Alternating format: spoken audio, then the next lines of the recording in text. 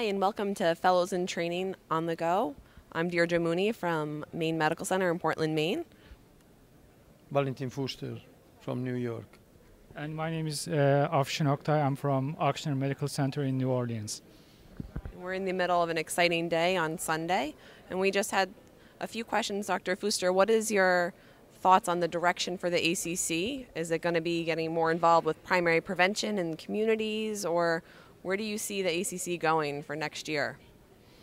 Well, I know where JACC is going, which is I'm the editor. Now, to talk about the ACC, I'm not in the executive committee to decide, but I think there is a tendency in all the organizations to move towards health, promoting health, preventing disease, because it's economically much more feasible, because treating disease in more and more elderly population and more technology, it will be very difficult to really be feasible. So I think the overall trend is to really move into health, and it's of interest that if you look at the funding at NIH, now one of the first priorities is actually investigation of health, how health is maintained, how can we promote the health, what are the molecular bases of health, and this is a new tool that I think all of us are going to be involved, and certainly the ACC in our journal JACC. For us, the fellows in training, I think one of the most important aspects of ACC meeting is we get the chance to meet the giants in this field.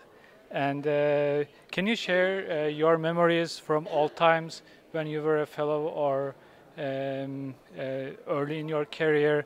Who were the giants in this field, and whom did you meet during ACC meetings? Well, thank you very much. I think the critical issue is actually to be humble. I mean, I will tell you, I always did what I liked, and I did the best I could.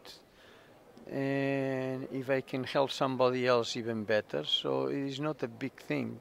What happened is I was very lucky to have great mentors, and I think the issue is you should realize that we all need mentors. I have two at my age. Still at this age? Absolutely, and it's getting more and more complicated as you get older, because there are many things in your life that really you need people who like you, who love you, and who can advise. The issue of mentorship only for kids that are age 12 is a complete mistake.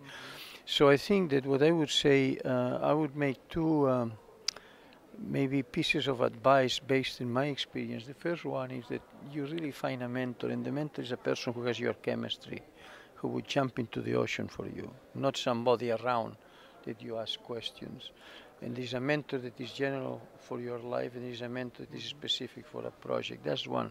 And number two, don't think that your life is going to be one way or another the day that you finish your training program. At that day is the beginning of a process, and I went to so many processes. When you ask me, what do you remember about that time when you moved at Mayo from being a fellow to be an attending, I certainly remember, but have been more dramatic, transitions in life. So take into account that whether you make a mistake or not, in this first transition is part of life, and you should not get dramatic or pessimistic that because we evolve and we mature with time. So my advice to you is get a mentor, be humble, and most importantly, the next step is not just a crossroads.